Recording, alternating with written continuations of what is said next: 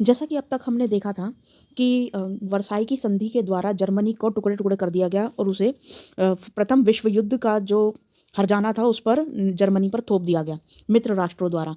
अब फिर उसके बाद अब जर्मनी के अपमान का बदला लेने के लिए हिटलर सत्ता में आता है और 1933 में जर्मनी का चांसलर बन जाता है।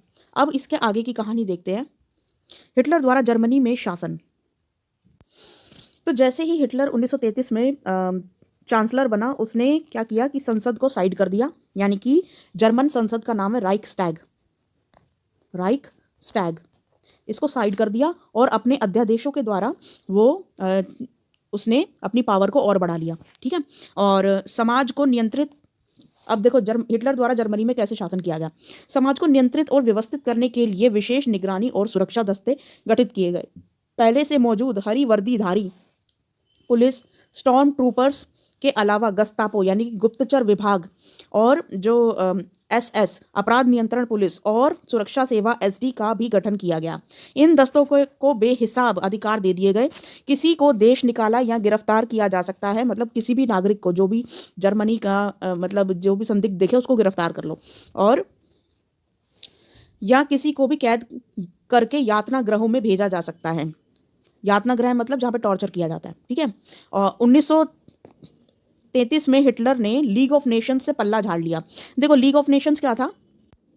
1933 में हिटलर जो था वो लीग ऑफ नेशंस से अलग हो गया था। लीग ऑफ नेशन आज का जो यूनाइटेड नेशन ऑर्गेनाइजेशन है, यूएनओ के नाम से जिसे जाना जाता है, संयुक्त राष्ट्र संघ, इसको आप बड़ी बड़ी क्लासेस में पढ़ोगे, ये 11वीं 12वीं में। ठीक है। तो ये इसका ही पहले का एक रूप था जो कि 1920 में गठित हुआ था।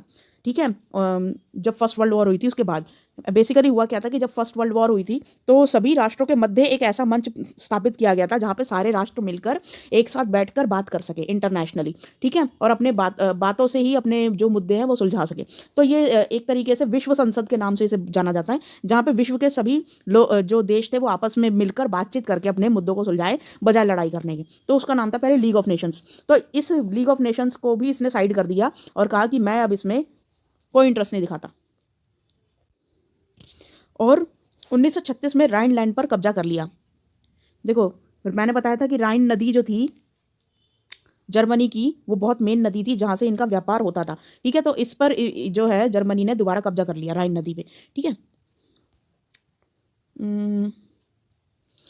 एक जन एक समाज एक नेता के नारे की आड़ में 1938 में ऑस्ट्रिया को जर्मनी में मिला लिया गया, फिर उसके बाद चेकोस्लोवाकिया को, और 1939 में पोलैंड पर हमला कर दिया गया। तो देखो कौन कौन से। 1938 में ऑस्ट्रिया यहाँ पर कहाँ है, ये रहा। पहले जर्मनी का ही पार्ट होता था ऑस्ट्रिया और फिर उसके बाद पोलैंड। जैसे ही पोलैंड पर पहले चेकोस्लोवाकिया भी था बीच में, तो ये जो चेकोस्लोवाकिया है फिर उसके बाद यहाँ पे पोलैंड पर हमला कर दिया गया। तो ये जो पोलैंड था बेसिकली क्या था कि अभी तक तो मित्र राष्ट्र जो थे जैसे कि इंग्लैंड और फ्रांस, इन लोगों ने बोला कि देखो अभी तक तो तुमने ऑस्ट्रिया और चेकोस्लोवाकिया को कब्जाया है, वो तो हमने देख लिया और उसको छोड़ दिया। लेकिन जैसे ही इंग्लैंड ने एक्चुअली धमकी दे दी थी जर्मनी को, एक तरीके से हिटलर को, कि अगर तुमने पोलैंड पर जिस दिन हमला किया ना उस दिन इंग्लैंड भी और साथ में फ्रांस, हम दोनों युद्ध में कूद पड़ेंगे और फिर से विश्व युद्ध स्टार्ट हो जाएगा। लेकिन हिटलर जो था मतलब उसने इंग्लैंड की इन बातों को जो है ना सोचा कि सीरियस नहीं लिया बिल्कुल भी, और उसने पोलैंड पर सितंबर में हमला कर दिया और यहीं से सेकेंड वर्ल्ड वॉर स्टार्ट हो गया। ठीक है।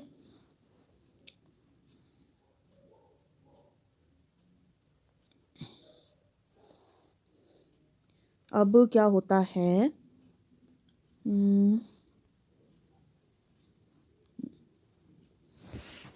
सितंबर 1939 में उसने पोलैंड पर हमला कर दिया, जिसके बाद फ्रांस और इंग्लैंड के साथ भी उसका युद्ध शुरू हो गया जो दूसरे विश्व युद्ध में बदल गया। सितंबर 1940 में जर्मनी ने इटली और जापान के साथ एक त्रिपक्षीय समझौता कर लिया।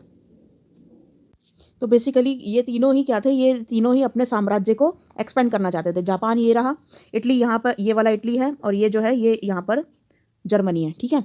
तो इन तीनों ने मिलकर एक समझौता किया कि हम लोग अपने अपने जो राज्य हमसे छीने गए थे हम इनको वापस मतलब एक्वायर करेंगे। और जापान का तो मेन मकसद ये था कि वो यहाँ पे जितने भी आइलैंड से सब पर अपना कब्जा करना चाहता था। तो बेसिकली इन सब का एक ही मोटो था कि आसपास के राज्यों को कब्जा लो, आसपास के देशों को कब्जा लो जितना हो सके। अब क्या हुआ, हिटलर ने जून 1941 में सोवियत संघ यानी कि रूस पर हमला कर दिया, और ये उसकी ज़िंदगी की सबसे बड़ी बेवकूफ़ी साबित हुई, क्योंकि रूस है ना बहुत बड़ा एक महाशक्ति थी उस टाइम पर, 1945 के आसपास, ठीक है, और 1941 के आसपास, ठीक है। यह हिटलर की एक बहुत बड़ी ऐतिहासिक बेवकूफ़ी साबित हुई जब जापान ने हिटलर को समर्थन दिया और पर्ल हार्बर पर अमेरिकी ठिकानों को बमबारी का निशाना बनाया, तो अमेरिका भी दूसरे विश्व युद्ध में कूद पड़ा। यह युद्ध मई 1945 में हिटलर की पराजय और जापान की हिरोशिमा शहर पर अमेरिकी परमाणु बम के गिरने के साथ ही खत्म हुआ। तो बेसिकली हुआ क्या था, मैं एक बार दिखा देती कि हुआ क्या था कि जापान जो था ना वो जर्मनी के साथ मिलकर, जर्मनी तो उस साइड अपना एक्सपेंड कर रहा था, जितने भी देशों को जीत रहा था। अब जापान ने क्या किया कि आसपास के इतने सारे देशों को, देखो चाइना को भी कब्जा रखा है, साथ में ये जितने भी इंडोनेशिया, थाईलैंड, इन सबको भी कब्जा लिया था। तो ये जापान इतना सा जापान था, ठीक है। अब जापान का नेक्स्ट टारगेट क्या था कि अमेरिका को जीतूंगा। अमेरिका एक महाशक्ति थी उस टाइम पे, और अमेरिका कहते हैं ना कि एक सोया हुआ दानव टाइप था, तो अगर उसको तुम जगा दोगे तो भैया वो तो तुम पे ही हावी पड़ जाएगा। तो यहाँ पर यही बात हुई, इसने क्या किया कि ये अमेरिका का एक आइलैंड है यहाँ पे पर्ल हार्बर नाम से, यहाँ पे यूएसए मतलब कि अमेरिका की नेवी वगैरह जो थी वो बहुत वो यहाँ पर रखा करता था आइलैंड पे।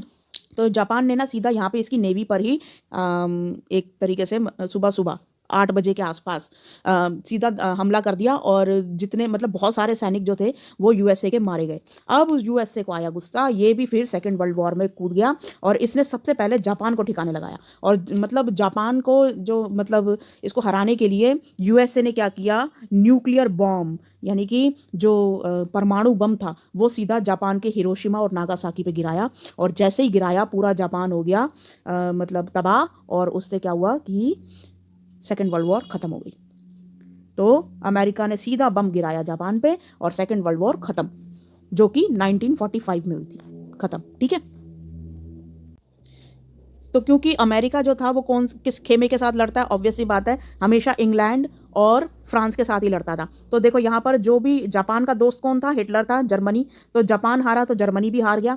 साथ में क्या किया कि जो अमेरिका और फ्रांस और इंग्लैंड, ये तीनों फिर से जीत गए। फर्स्ट वर्ल्ड वॉर में भी जीते थे और सेकेंड वर्ल्ड वॉर में भी जीते थे, ठीक है। अब आगे पढ़ते हैं। सत्ता में पहुंचते ही नात्सियों ने शुद्ध आर्य जर्मनों के अलावा अन्य नस्लों, बीमारों और समाजों को अवांछित मानकर उनका सफाया करना स्टार्ट कर दिया था। बेसिकली ये तो हो गया चलो युद्ध के बारे में, कौन जीता कौन हारा, ठीक है। लेकिन उस टाइम पर बाकी जो समाज था जर्मन का, युद्ध के टाइम पे ऐसा क्या क्या हो रहा था उस वक्त जर्मन समाज में, अब उसकी छवि दिखाई जा रही है।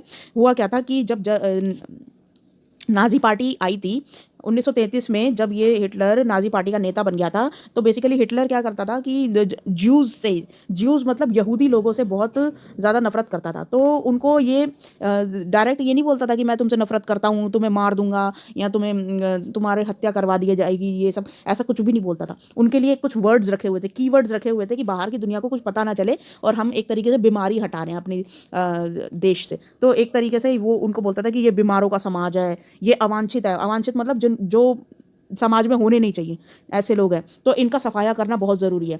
यूथनेसिया, दया मृत्यु, बेसिकली होता क्या था कि जो लोग अपंग वगैरह होते थे ना, जिनका समाज मतलब अपंग, जैसे कोई मतलब फिजिकली जो दिव्यांग लोग जो होते थे, ठीक है, तो उनको दया मृत्यु दे दी जाती थी कि ये किसी काम के नहीं है, इनको मार डालो, ठीक है, इनको मतलब मृत्यु दंड दे दो। और कर्म के तहत लाखों जर्मनों को मार दिया गया था।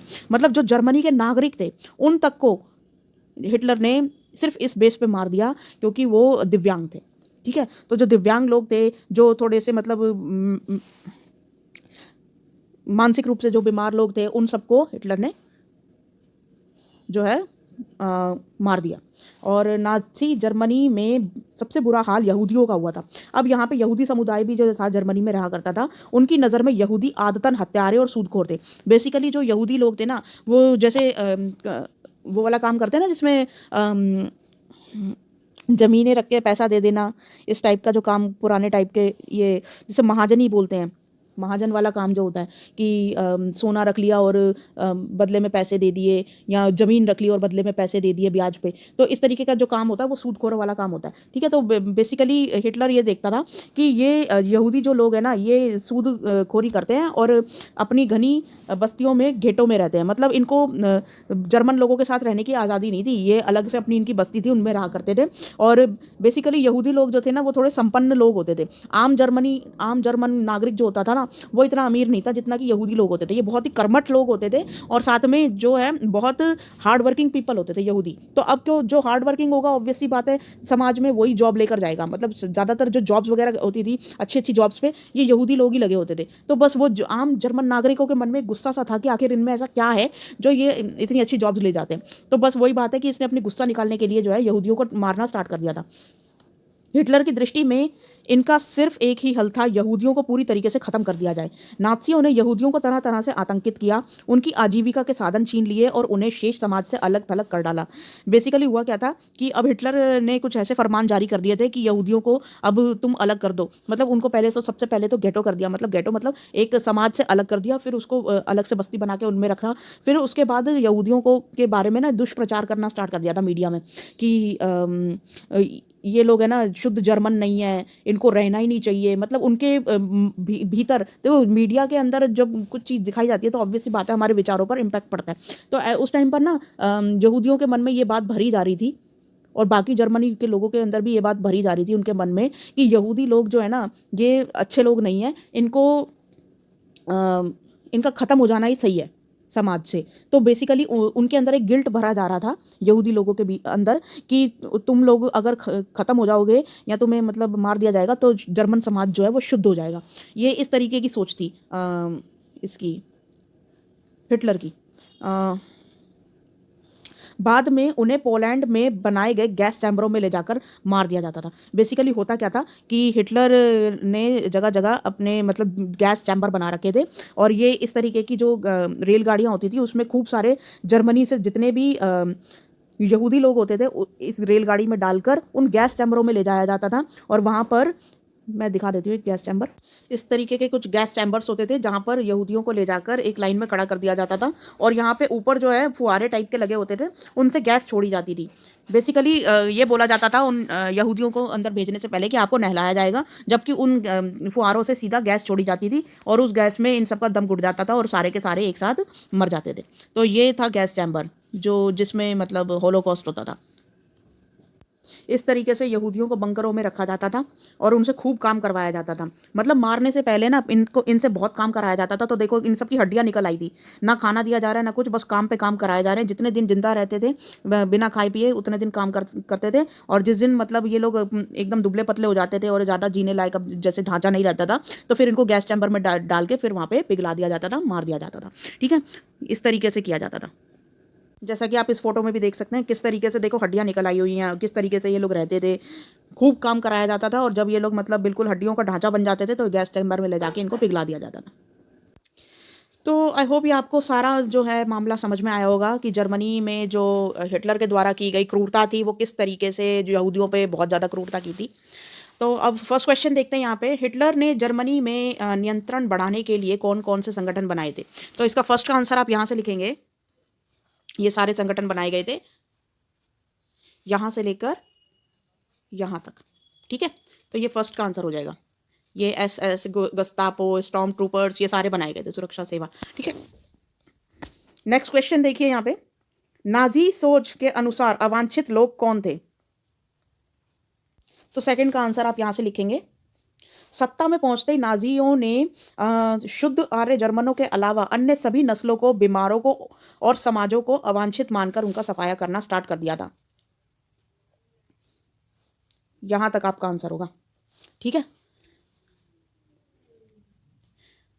क्योंकि इसमें यहूदी भी शामिल थे, यूथनेजिया भी शामिल थे, तो ये सेकंड का आंसर हो जाएगा पूरा का पूरा, ये 2.5 लाइनें। ठीक है, अब नेक्स्ट हो गया आपका थर्ड, हिटलर ने किन किन देशों पर आक्रमण किया था, मानचित्र में पहचाने।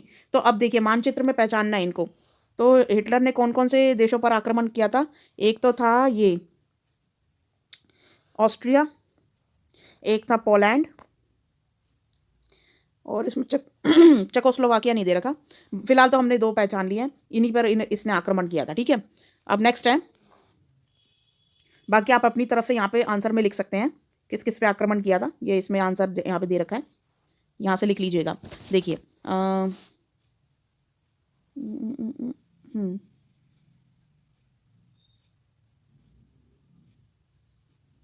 यहाँ से लेकर इसका आंसर हो जाएगा यहाँ तक। तो ये हो गया थर्ड का आंसर, ठीक है।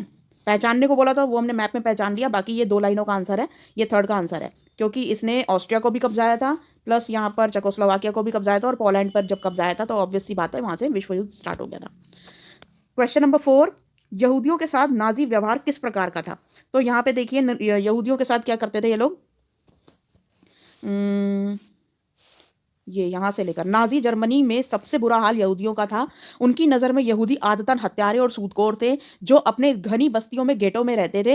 हिटलर की दृष्टि में इनका सिर्फ एक ही हाल था, यहूदियों को पूरी तरीके से खत्म कर दिया जाए। और नाजियों ने यहूदियों को तरह तरह से आतंकित किया, उनकी जीविका और साधन छीन लिए, उन्हें शेष समाज से अलग थलग करके और उन्हें पोलैंड में बनाए गए गैस चैम्बरों में ले जाकर उनको मार दिया। तो बेसिकली आपको ये सारा आंसर लिखना है फोर्थ में कि यहूदियों के साथ ये कांड हुआ था, ठीक है।